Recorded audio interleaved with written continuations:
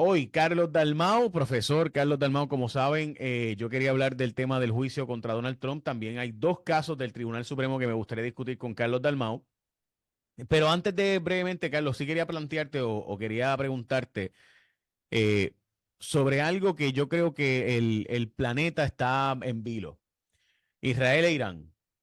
Yo creo que el planeta completo está observando porque hay un realineamiento de los poderes y debo decir que este realineamiento de los poderes va a provocar que entremos en una nueva guerra fría. Y me parece que ahora hay muchas guerritas frías. Joel Farid Zakaria publicó algo bastante parecido a eso. Y recientemente ha habido varios artículos de eso. Y Carlos, siento que nosotros en un momento dado, en la Guerra Fría pasada, tuvimos un rol muy importante para los Estados Unidos. Y el rol muy importante para Estados Unidos fue, obviamente, contrastar con Cuba, el comunismo. Puerto Rico era esta ventana al mundo del capitalismo. Capitalismo medio extraño, que tiene unos alivios contributivos muy brutales de Estados Unidos, ¿no? Pero en fin, y tuvimos un rol.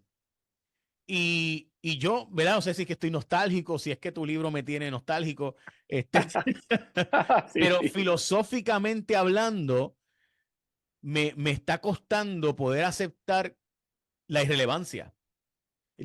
O sea, y Carlos, no sé si es que yo me he puesto tan viejo ya que aunque estoy en el mejor shape de mi vida, ¿verdad? Y todo, la irrelevancia, o sea, el saber que voy a pasar la historia y que nadie recordará dentro de una generación o dos quién fue este gordito de Jaguar, me ha empezado a chocar. Entonces, y Carlos, quizás es un issue existencialista y estoy hablando basofia y no te importa nada lo que estoy diciendo, No, pero no, es que no, tú no, tienes no. es que yo creo que tú estás pasando por lo mismo porque tu libro es de eso, o sea, tu libro. Sí, sí, sí, sí. Entonces, No, y- ese tipo de reflexión, Jay, cuando los tiempos están buenos, pues uno la puede hacer, pero no son tan urgentes como la situación que estamos viviendo hoy. Estamos en un momento donde algunos de los cambios que empezaron a ocurrir a principios del siglo XXI, comenzando por los ataques a las Torres Gemelas, la situación económica donde el sistema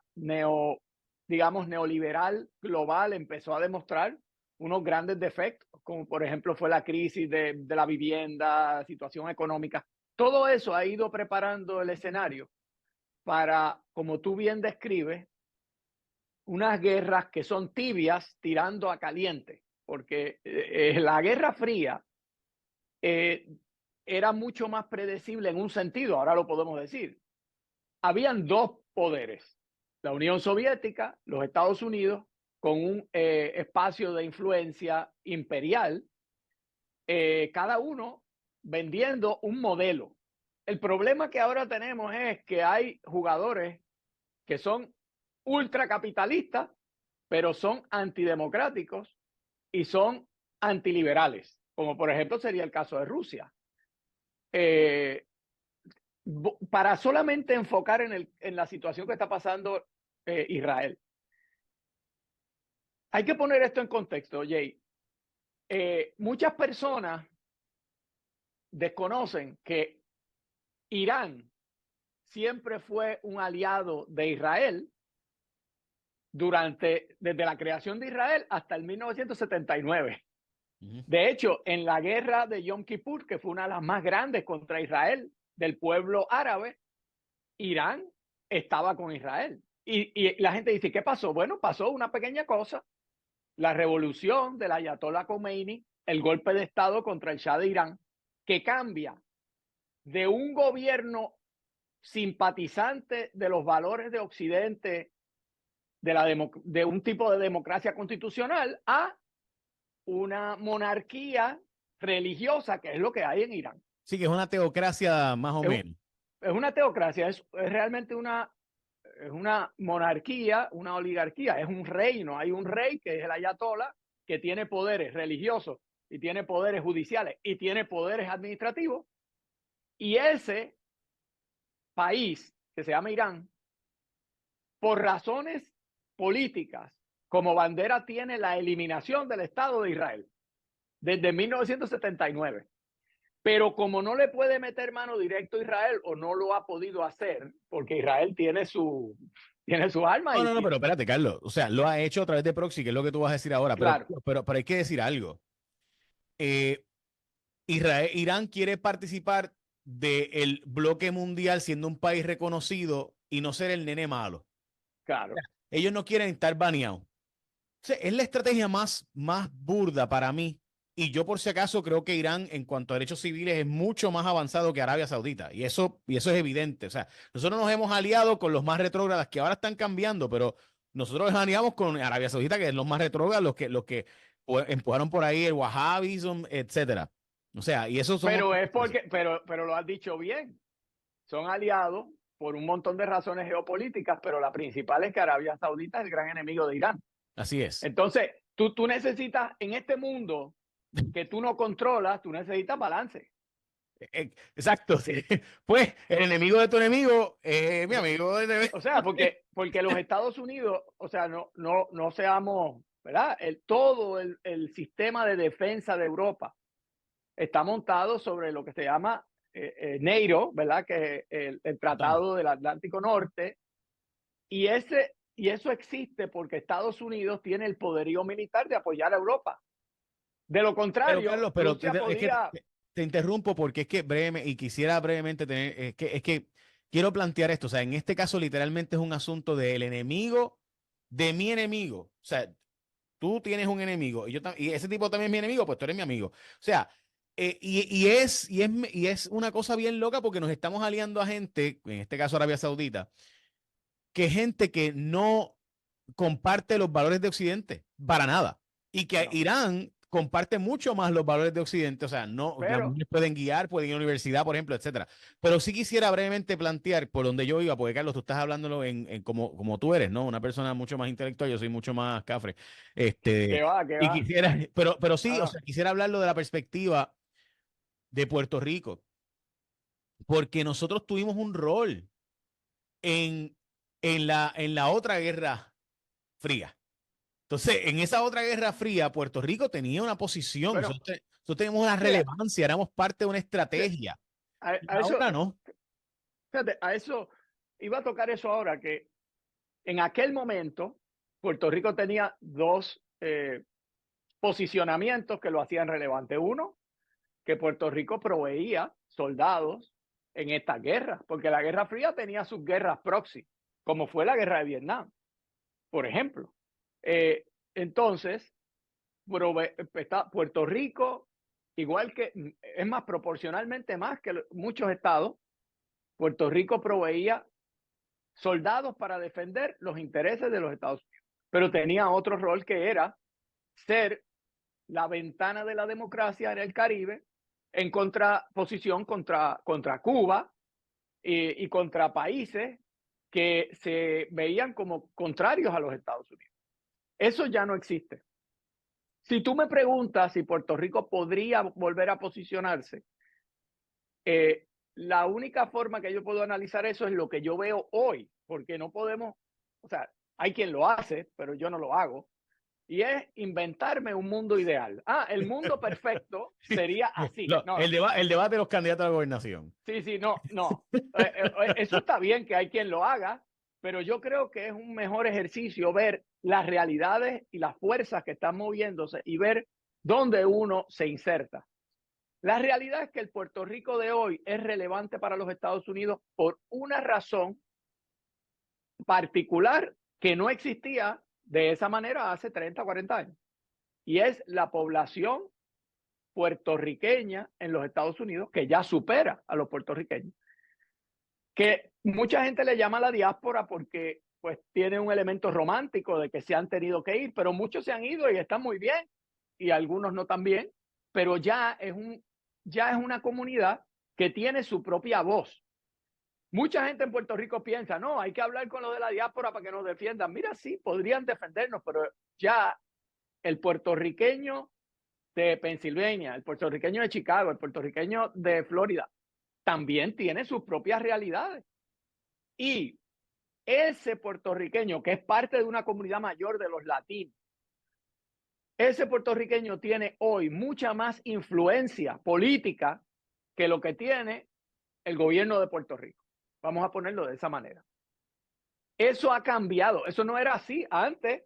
Si tú eras el gobernador de Puerto Rico, tú ibas a Washington y te iban a escuchar por encima de cualquier persona que estuviera en Nueva York o en Chicago, que era una gente que acababan de llegar. Ahora no. Ahora esas voces de la diáspora tienen una influencia sustancial en lo que piensan en Casablanca. Y eso tenemos que entenderlo nosotros. No para ser románticos y decir, pues hay que hablar con los amigos, con los primos de nosotros que están allá. No, no, no, también para nosotros exigir nuestro espacio. Porque hay que comprender que, como he dicho, el puertorriqueño es todo, los que están allá y los que están acá. Eso es un pueblo, pero hay unas experiencias diversas. Los que están en Chicago son una experiencia, los que están en Florida es otra experiencia y los que estamos acá es otra experiencia. No, y Carlos, y sí, o sea, pero sí quería volver un poco a lo que estábamos atrás y adelante sobre el tema de Irán y de Israel. El punto es que la discusión se ha vuelto una discusión escatológica. Se ha vuelto una discusión bien religiosa. Y por si acaso, Israel no es muy religioso. Hay unos grupos religiosos, como pasa con Proyecto Dignidad aquí. Pero Israel, por ejemplo, para que tengamos la idea, el Mira, perdona que te ataque, interrumpa, sí, Israel es religioso en este sentido. A Dios rogando y con el mazo dando. Sonando. Así, así de sencillo. Pero Carlos, o sea, es que nosotros tenemos la percepción de que Israel es el muro de los lamentos. No, no, no. Y son unos religiosos con un sombrerito negro. No, no, Y, señor. y eso es una Los facción, hay. no, no, es una facción importante y políticamente poderosa. De hecho, fue la facción que le dio la victoria al Likud, que es el partido de Netanyahu, ¿verdad? Así que tienen Claro. un rol y están jalando a Netanyahu políticamente a ser más y más y más fuerte y conservador, ¿verdad? Quien no lo era necesariamente antes. Bibi no era así, pero ha tenido que capitular esos grupos porque eso es su realidad política actual. Dicho eso, Carlos, y ahora entrando a por qué traigo esto.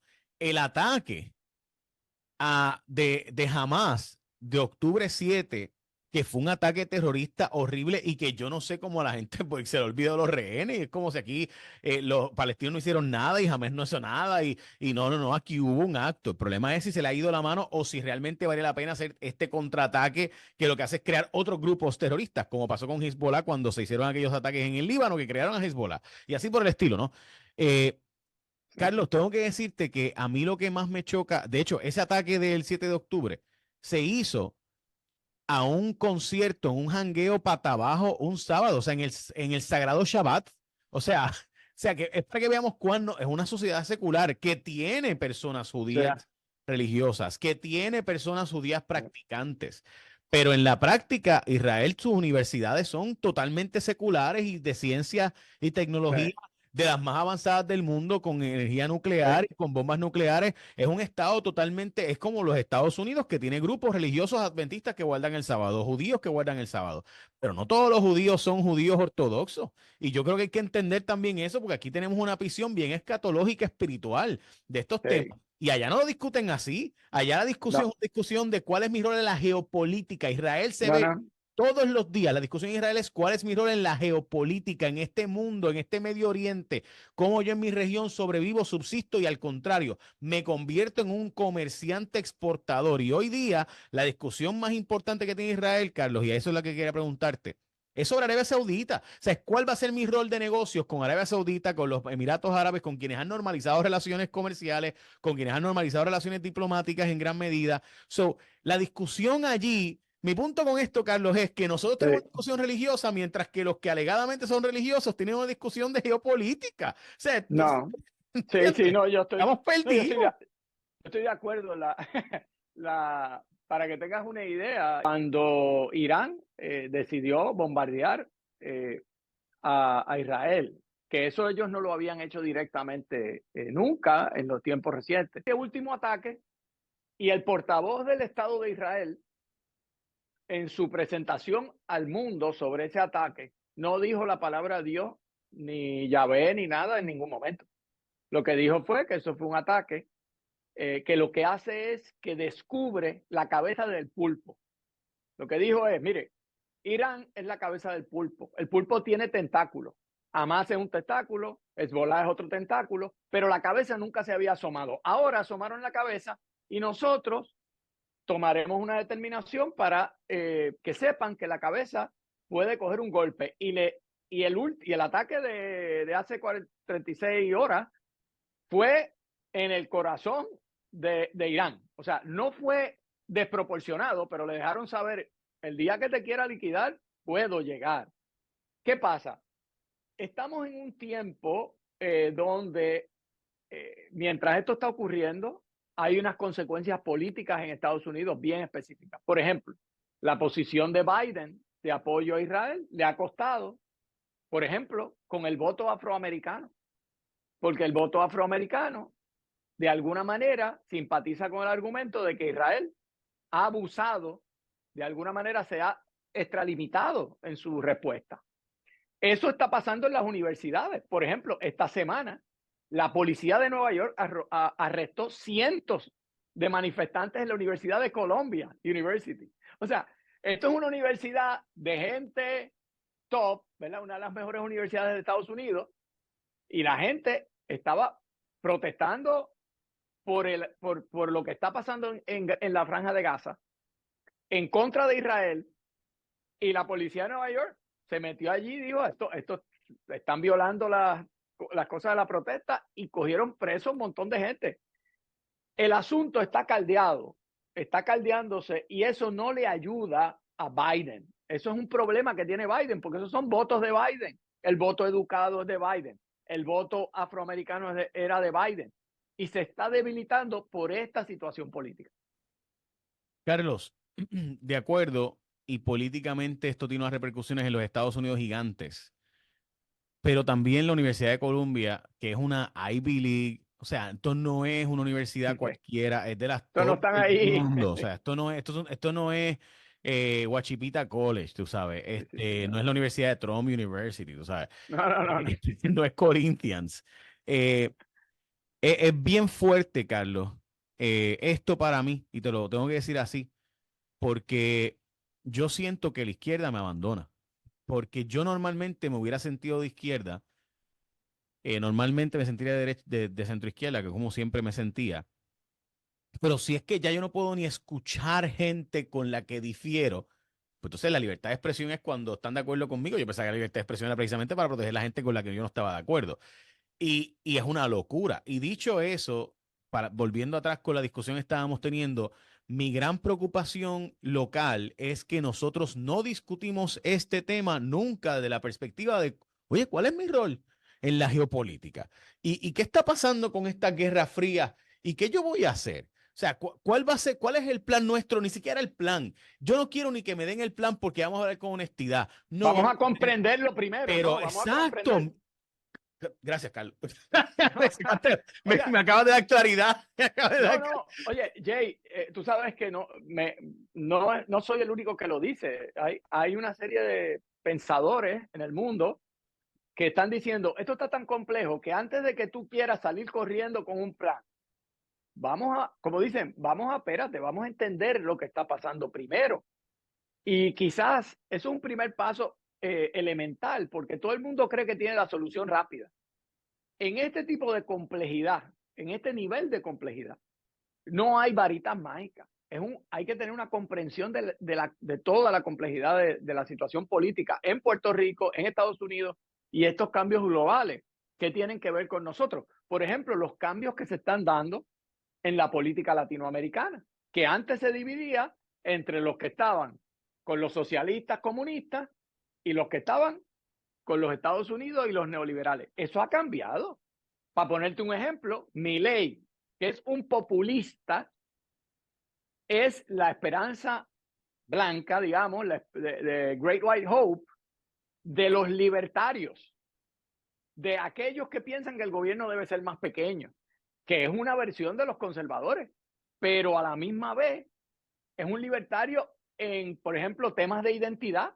Él dice que él no se opone al matrimonio gay ni se opone a la comunidad LGBT. O sea, es un cambio, ha cambiado esa derecha, lo que llaman la derecha, ha ido cambiando y se ha ido moviendo a temas tradicionales a temas de seguridad y a temas antiglobalistas. Vamos a protegernos de lo que son las fuerzas de la globalización. Y en el caso de Argentina, para poner un ejemplo nada más, el gran enemigo de Milei son los socialistas de Estado, lo que eran los peronistas, los Kirchner, que eran gente que le daban un montón de beneficios a las uniones, pero a la misma vez te doy 2 pesos, pero me echo uno yo. Entonces, esa manera de operar es lo que el pueblo argentino no aguantaba más, porque llevaron, igual que pasó en Puerto Rico hace 20 años, llevaron a la quiebra Argentina, un país rico con tantos recursos. Y dicho eso, mi preocupación de nuevo es que ver que nosotros, o sea, nuestro único plan de desarrollo económico es qué Estados Unidos me va a dar, no que yo le voy a ofrecer, que yo le voy a ofrecer al mundo. O sea, ¿cuál es mi rol en este nuevo mundo? El reshoring, el nearshoring, etcétera. O sea, ¿cuál es mi rol si alguno? O sea, entonces, ver de nuevo que toda la discusión es cuántos fondos federales yo conseguí, cuántos fondos, o sea, tenemos que entender que nosotros nos estamos haciendo nosotros mismos tanto daño. Porque es que ¿quién quiere un socio así? O sea, ¿quién quiere un socio que está pidiendo mantengo sin decirte yo te puedo ofrecer esto? Este es mi plan para ofrecerte esto otro. Y en esta nueva Guerra Fría, que tiene muchos frentes distintos, esto es extremadamente importante y mi percepción es que por alguna razón o no lo entendemos o no lo queremos entender o simplemente pues es demasiado complicado y por tanto pues ponteamos. O sea, por tanto como no, es que no, pues mira, pero es que hay que entenderlo primeramente. Donald Trump ha planteado que él y todos los presidentes necesitan inmunidad. Y está pidiendo básicamente inmunidad total como presidente de la nación. Y dice él ante la Corte Suprema de los Estados Unidos oficialmente. De hecho, ha escrito en Truth Social hoy un post que es bien peligroso. Dice, if immunity is not granted to a president, si los presidentes no tienen derecho a inmunidad, every president that leaves office will be immediately indicted by the opposing party. Dice el presidente. Si no se nos da inmunidad a los presidentes, cada presidente va a ser procesado criminalmente inmediatamente salga de la presidencia por el partido de la oposición. Without complete immunity. Sin inmunidad completa o total, a president of the United States will not be able to properly function. Un presidente de la nación de los Estados Unidos no va a poder funcionar apropiadamente. Carlos Dalmau, profesor.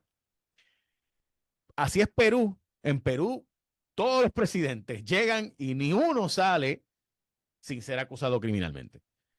Por otro lado, darle inmunidad al presidente de la nación por haber sido presidente en sus actos oficiales de la presidencia. Wow. Y por si acaso, para los que no saben, esto se está argumentando ante el Tribunal Supremo de los Estados Unidos, donde se acogió el revisar si el presidente de los Estados Unidos puede ser procesado criminalmente ante casos en la Corte por actos mientras fue presidente de la nación. Carlos Dalmau, tu percepción de lo que está pidiendo Trump, porque el mismo tipo que dice esto también estaba pidiendo inmunidad anteriormente en los otros tribunales, pero igualmente estaba pidiendo básicamente, bueno, tú sabes, yo no voy a entrar en los detalles porque son demasiado largos, pero en síntesis, tu percepción de esto y lo que implica para la nación. Bueno, es un argumento, vamos a decir, un argumento arrojado, ambicioso, especialmente por 2 datos. El primero es que nunca en los 200 y pico de años de la historia de los Estados Unidos, desde que existe los Estados Unidos, nunca un presidente anterior había acusado a otro, eso no había pasado al punto. Es más, lo contrario había pasado. Como por ejemplo en el caso de Gerald Ford, que fue el vicepresidente de Richard Nixon, y que como de sus primeros actos fue perdonar a Richard Nixon. Fue perdonarlo con la idea de que el país necesitaba sanar y dejar a Nixon atrás y no crear un espectáculo de que el presidente era un criminal. Lo que está diciendo Trump es su táctica típica de meter miedo, de decir, si ustedes no hacen esto y yo gano, después no se quejen que yo meta preso al otro. Eso es lo que él está diciendo. Lo otro que él está trayendo, y esto es un tema que no debe despacharse porque los abogados de Trump son brillantes, son extraordinarios. Hay una frontera entre lo que es la inmunidad por actos oficiales, como por ejemplo que un presidente puede tener una opinión. Un presidente puede decir, me robaron las elecciones. Eso tiene derecho. Incluso puede decir, Mike Pence no debería validar. Eso es parte de la libre expresión de un presidente que está diciendo, yo tengo dudas de la legitimidad. Y si tú miras, muchos de los cargos de Trump están atados a la idea de que lo que él dijo fue directamente la causa de todo lo que pasó en enero 6. Y los abogados están diciendo, oye, pero entonces si un presidente se expresa de una manera que hay un grupo que lo escucha, ya el presidente se liquidó. Estás quitándole el poder al presidente de expresar sus verdaderos criterios. Así que hay suficiente argumento de un lado y de otro. Hay que tener cuidado también, y te voy a coger un minuto para mencionar el otro caso que está pendiente en el Supremo. No sé si tú lo querías tocar, pero Sí. es un caso que no tiene que ver con Trump, pero yo quiero comentarlo aquí porque tiene que ver con los cargos de Trump. Y este señor Fisher, que estaba en la manifestación y que luego, cuando irrumpen en el Capitolio, él vuelve, entra, él no rompió nada. Él sencillamente vio que la gente estaba entrando al Capitolio y entró. Le cogen un video allá adentro, está 4 minutos. Durante el tiempo que él está, ya había recesado el Congreso y sale.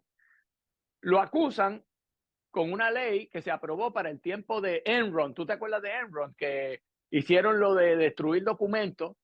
Una ley que se aprobó que una persona que destruya documentos o que oculte documentos y de otra manera impida el acto oficial del gobierno, los actos oficiales del gobierno, pues es culpable de eso, un delito grave, un felony. Él dice, pero yo no interrumpí nada, yo me metí ahí y salí, y como quiera lo encontraron culpable.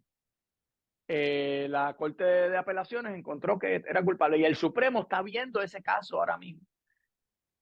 Y yo noté en el debate, en la presentación oral de ese caso, Jay, yo noté que la mayoría de los jueces le tienen miedo a que casi cualquier cosa que tú puedas hacer cerca del Congreso, estás manifestando, te lo puedan interpretar el gobierno, un gobierno puede interpretarlo como que eso está interfiriendo con los trabajos y te metan preso 5 años o 10 años, hasta 20 años te pueden echar. Entonces sí, yo escuché eso y me persuadió porque piénsalo otra vez. El día que Trump sea presidente, si esto se interpreta de esa manera, prepárense porque si protestan muy cerca, te meten los cargos. O sea, mira, hay que tener cuidado. Carlos, el caso de Fisher, que es que tú estás diciendo, Fisher versus United States, es un caso bien importante porque yo creo que es de esos casos que debe mostrar que Donald Trump no, porque es que parece persecución. O sea, parece como que toda la gente que fue allí es lo mismo, y no. Y ese es el problema. 40% de la nación está con Trump, como poco. Así que tú tienes que, o sea, esto es parte de lo que pasó entre NBC y el Partido Republicano y los demócratas de MSNBC cuando los ultraliberales sacaron a la que era, ¿me entiendes? Se me olvidó el nombre de ella, más rayo parta. Me lo tenía en mente y se me acaba de ir. Porque MSNBC, o sea, los periodistas no querían a una analista que era la ex jefa del Partido Republicano porque ella era una election denier, porque era una de las personas que negaba que Donald Trump hubiera perdido la elección. Y ella pidió disculpas y dijo que sí, que el presidente legítimo era Biden. Y aún así la quisieron sacar. ¿Por qué? Porque lo que pasa es que aquí hay una tolerancia distinta o alterna con ciertos grupos, entre ellos el grupo Donald Trump. Y estos son los argumentos que precisamente ellos usan a favor de decir, ven que es contra nosotros, ven que es que nos quieren, a nosotros es que nos quieren meter presos. Y obviamente es la excusa perfecta porque este caso, para mí, no tiene méritos. O sea, ¿cómo es que alguien que meramente entra donde hay una manifestación de gente y no participa de los disturbios, no está dando cantazos, no está rompiendo propiedad, tú lo puedes procesar igual que como los demás? Es que simplemente no tiene sentido. Y lo que hace es que le dan municiones Sí. a Donald Trump y su gente de plantear que esto es un asunto.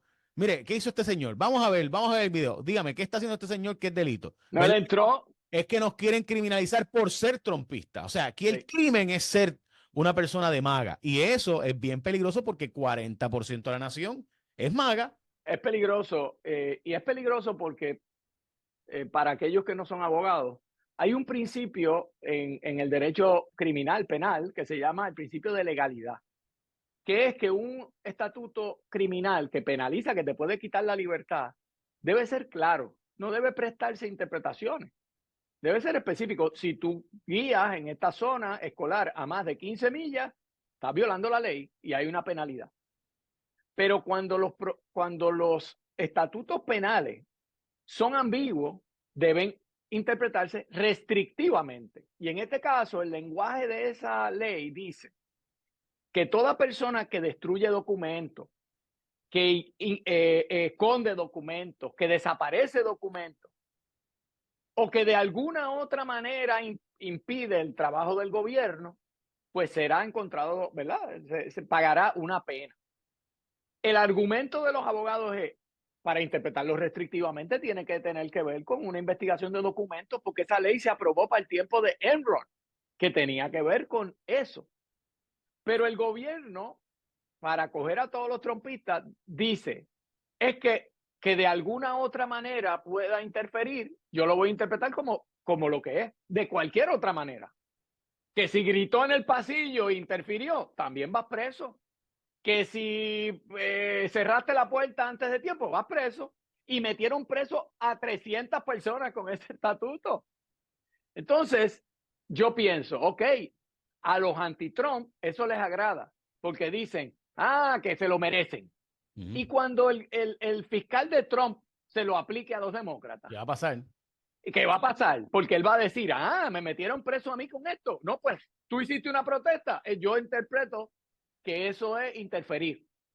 Yo creo que el Tribunal Supremo comprende esas implicaciones. Lo difícil de el trabajo de un juez apelativo a nivel del Supremo es que no se resuelve solo para una persona, se resuelve para toda persona en el futuro. Entonces yo creo, y a mí me persuadió el argumento de los abogados de Fisher, de que esto es muy peligroso, aún para personas muy liberales, porque puede no solamente desincentivar las protestas o las manifestaciones legítimas, sino que también le puede dar un arma a la fiscalía, al Estado. Y tú sabes cómo es esto.